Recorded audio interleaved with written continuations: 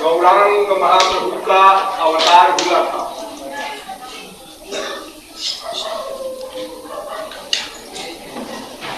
गौरांग महाप्रभु कौन है, ये समझाने का विषय नहीं, बताने का विषय नहीं, समझने का विषय नहीं। फिर भी ग्रंथों में बताया गया है, संतों ने बताया है,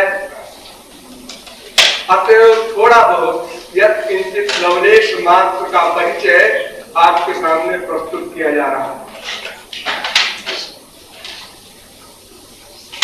ये तो आप लोग जानते ही हैं, अनंत कोटि ब्रह्मांड नायक, सर्वद्रष्टा, सर्वनियंता, सर्वसाक्षी, सर्वसुहृद, सर्वेश्वर, सर्वशक्तिमान भगवान श्री कृष्ण ही है। अनंत कोटि ब्रह्मा विष्णु शंकर आज सब उनके अंडर में है। वे ही आनंद सिंधु श्री कृष्ण करुणावश दया के कारण अवतीर्ण हुए। भगवान के प्रत्येक अवतार में कुछ पार्थक्य होता है, कुछ अलग बात होती है। राम अवतार में कुछ और बात थी, कृष्णावतार में कुछ और बात थी, बुद्धावतार में कुछ और बात थी, नृसिंहावतार में कुछ और बात थी। तो यह जो अवतार हुआ है 500 वर्ष पूर्व, इसमें सबसे विलक्षण बात थी। कृष्णावतार में या रामावतार में ऐसा नहीं हुआ था जैसा इस अवतार में हुआ। पहली बात यह थी कि भगवान के अवतार का जो कारण बताया जाता है बहुत पॉपुलर है, व्यापक है। परित्राणाय साधूनां विनाशाय दुष्कृतां धर्म संस्थापनार्थाय संभवामि युगे युगे। मैं साधुओं की रक्षा के लिए, दैत्यों के नाश के लिए, धर्म के संस्थापन के लिए बार बार अवतार लेता हूं। ये भगवान का गीता में उद्घोष। लेकिन इस अवतार की विशेषता यह है कि गौरांग महाप्रभु ने भूभार उतारने के लिए, जीव कल्याण के लिए यह प्रतिज्ञा की थी कि मैं शस्त्र नहीं उठाऊंगा, बिना शस्त्र के ही जीवों को प्रेम दान करूंगा और असुरों को भी, राक्षसों को भी, दैत्यों को भी प्रेम दान करूंगा। हथियार से मार करके उनको अपने लोक भेजना ये कोई कमाल नहीं है, क्योंकि वे राक्षस प्रेमानंद से वंचित रह जाते हैं। भगवान के द्वारा आज जिन राक्षसों की मृत्यु होती है उनको प्रेमानंद नहीं मिलता, मोक्ष तो हो जाता है। तो भगवान श्री कृष्ण ने सोचा अब कि ऐसा अवतार लिया जाए कि सबको प्रेम दिया जाए, चाहे वो हमारा भक्त हो चाहे कोई राक्षस हो। इसलिए उन्होंने प्रतिज्ञा की कि ये दैत्यों का नाश आज जो शस्त्रों के द्वारा हर अवतार में किया गया अब तक, अब इस अवतार में वो नहीं किया जाएगा। एक बार गलती हो गई थी या जानबूझकर की गई थी। जगाई बधाई के प्रकरण में जब भक्त पर कोई विशेष कष्ट होता है तो भगवान को अपनी प्रतिज्ञा आज की परवाह नहीं रहती, भाड़ में जाए प्रतिज्ञा, बदनामी तो होगी और क्या होगा। अरे भगवान की बदनामी होगी तो क्या घट जाएगा भगवान का, भगवान तो रहेगा ही।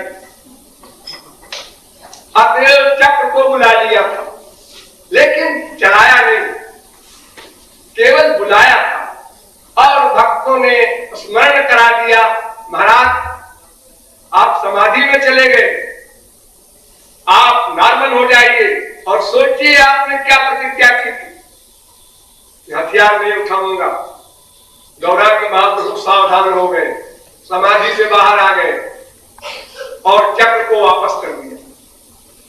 तो बिना शस्त्र के ही जीवों को प्रेम दान करने का व्रत लेकर अवतार लेने वाले एकमात्र संपूर्ण अवतारों में सर्वश्रेष्ठ माने जाने वाले गौरांग महाप्रभु।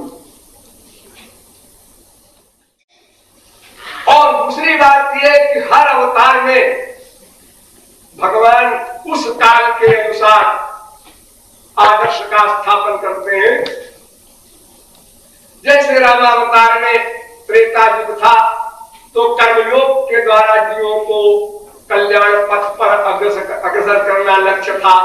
अतएव स्वयं कर्मयोग का पालन करते हैं और जनता को बताते हैं कि इस प्रकार आप लोगों को गृहस्थ में रहकर अपने परम चरम लक्ष्य की ओर बढ़ना चाहिए।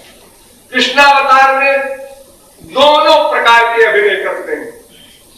द्वारिका में गृहस्थ धर्म का अभिनय करते हैं और ब्रज में योगारूढ़ जीवन मुक्त परमहंसों के लिए भी जो अप्राप्त है ऐसे अधिकारियों को दिव्य प्रेम दान का सौरस्त्य प्रदान करते हैं, जिसे आप लोग महाराज आदि शब्दों में सुनते हैं, समझ नहीं सकते।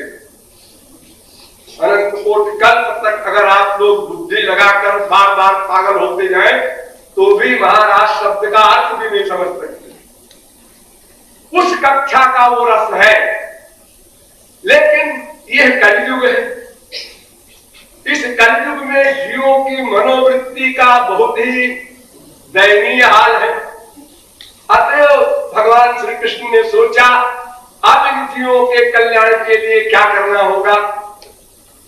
ऐसा कुछ करना होगा जिससे घोर से घोर नारकी जीव भी अपना कल्याण कर सके। तब उन्होंने और साधनों का त्याग करके एकमात्र भगवान नाम रूप लिया, गुणधाम आदि का रूप ध्यान पूर्वक संकीर्तन, इसी एकमात्र साधन को सर्वोपरि सिद्ध करते हुए इसी का प्रचार किया।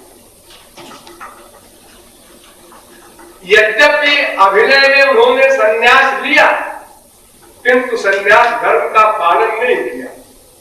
किसी भी धर्म का पालन बाहोश आदमी ही कर सकता है, बेहोश होने वाला नहीं कर सकता।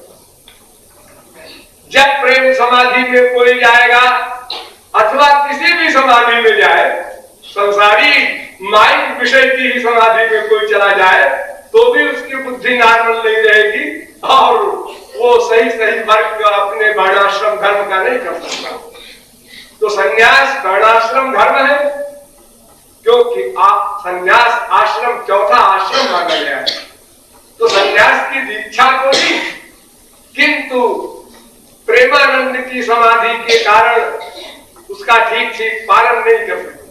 फिर भी यथाशक्ति किया, औरों से भी कराया, किंतु सबसे प्रमुख बात जो गौरांग महाप्रभु के जीवन की थी वो थी गुरु भक्ति। श्री कृष्ण भक्ति और गुरु भक्ति दोनों का परिणाम एक है, ऐसा वेद से लेकर रामायण तक सब ग्रंथ कहते हैं। किंतु श्री कृष्ण की भक्ति कठिन इसलिए है, हमने श्री कृष्ण को देखा नहीं, सुनते हैं, किताबों में पढ़ते हैं। कैसे है श्री कृष्ण? ऐसे ऐसे ऐसे हैं।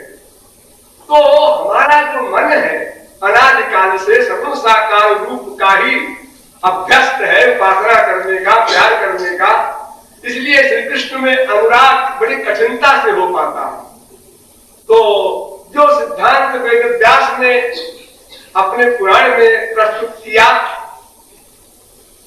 रागानुगा भक्ति वालों के लिए, केवला भक्ति वालों के लिए, विशुद्धा भक्ति वालों के लिए, गुरु भक्त्या समिलत गुरुदेवतात्मा, गुरु की भक्ति से ही सब कुछ मिल जाएगा।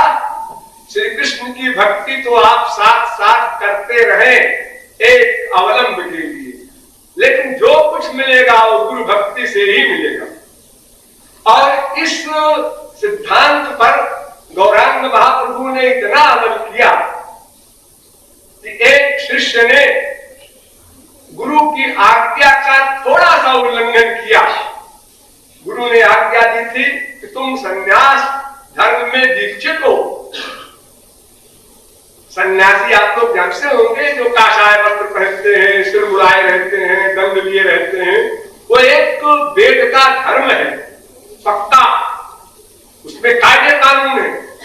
तो सन्यासी को किसी स्त्री के सामने जाकर उससे भिक्षा नहीं मांगना चाहिए, ये नियम है। लेकिन गौरांग महाप्रभु के ही भोजन के लिए महाप्रभु जी के एक शिष्य ने सुंदर भावना से एक स्त्री से मातृ भावना से भिक्षा मांगा और चावल ले आए और गौरांग महाप्रभु को पका कर खिलाया। गौरांग महाप्रभु ने कहा ये चावल कहां से आया? महाराज वहां माता जी है ना, उनके हाथ में क्यों गए वहां देने के लिए? महाराज आपके लिए, मेरे लिए, किसी के लिए? मैंने कब कहा था कि मेरे लिए तुम सन्यास धर्म के जो नियम है उनका अतिक्रमण करो? तुमको भिक्षा मांगने के लिए और कोई नहीं मिला? जाओ, तुम्हारा आजन्म परित्याग, आ जाओ। अभी 500 वर्ष हुए हैं, लेकिन अगर कोई महापुरुष आज गौरांग महाप्रभु के समान नियम का पालन करे तो अकेले में सोचिएगा क्या हाल हो हम लोगों का। भीतर से कोई अपराध नहीं था शिष्य का, लेकिन बाहर से आज्ञा का उल्लंघन क्यों किया? क्वेश्चन ये है, आज्ञा का पालन 100% क्यों नहीं हुआ? फिर तुम भगवत प्राप्ति चाहते हो?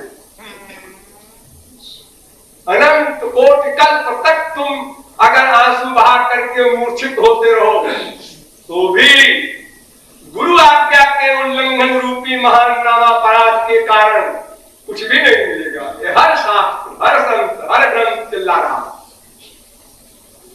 तो भगवत नाम गुरु लीला आदि का अवलंब प्लस सगुण साकार रूप से आचार्यम माम विजानी आद्य सिद्धांत है भागवत का कि गुरु को भगवान ही मानो।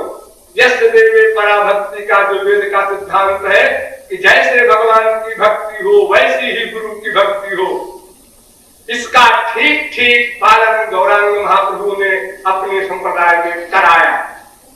दंड देकर लोगों को सावधान किया कि भविष्य में आप कोई ऐसी गलती न करें।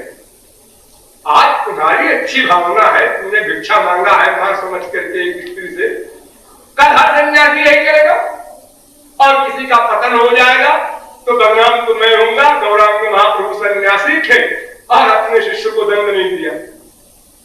दंड तो अपराध का मिलता है, जी हाँ, तो उसने अपराध तो नहीं किया, अपराध नहीं किया, लेकिन यही अपराध है कि गुरु आज्ञा का उल्लंघन।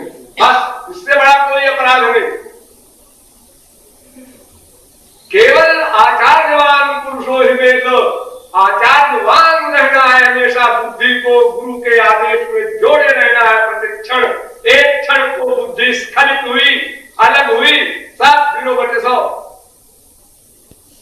तुम मत सोचो मैंने साधना इतनी की है, आंसू इतने बहाए हैं, ये सब गर्व नहीं काम देगा।